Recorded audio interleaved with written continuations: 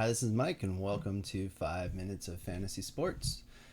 So it's Saturday night before we get to our big games on Sunday. So what I wanted to do is kind of go through my waiver wires this week and show you what I did for my team, and then maybe hopefully that can help you maybe make some decisions for your team, knowing how I decided on mine. So this week, if I go back to my waivers here, I made a few moves and I'll explain exactly why. So Michael Thomas was someone I had, and we just found out this week that he was going to be out for the rest of the season. So what I did was I looked at my team and I realized I had a lot of good receivers, but I wanted to kind of get some insurance just in case some things happened to my team, like players went down, especially with Derrick Henry going down this last week.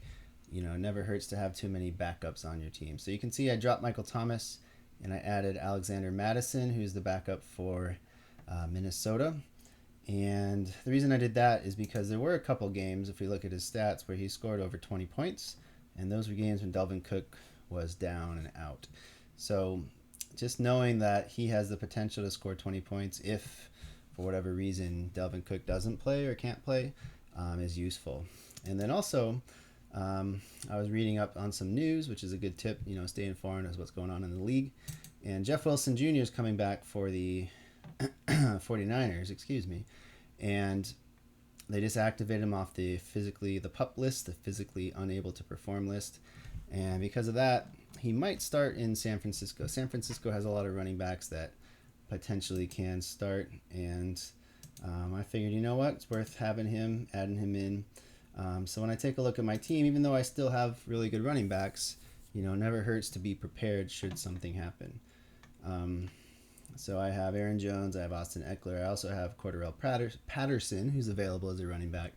And then on my team, now I have Madison and Jeff Wilson Jr., and then I have Antonio Brown as a backup receiver. I have Tyler Boyd, I have Adam Thielen, and Cordarrelle Patterson, who I usually start as a wide receiver, but if need be, I could slide him in there. So anyway, I also have Dalton Schultz, who I can slide into the flex spot if I need to. So it's always a good idea to look over your matchup as well. So the guy I'm playing, Yahoo's predicting that our matchup will be 122 to 120, so it's going to be close. The decision I have to make is whether I start Ryan Tannehill or whether I start Kirk Cousins at quarterback. That's really the only decision I have to make. I'm leaning towards Tannehill just because he has the potential. Since they're playing the Rams, I think Tennessee's going to maybe fall behind. And even though the Rams have a good defense, good passing. There's two. Julio Jones is playing. A.J. Brown is playing. The running back situation is kind of up in the air, so who knows if they'll get many yards like Derrick Henry was. So I predict Tannehill throwing the ball a lot more than usual, and he has good receivers to throw to. So there's a potential for him to do well.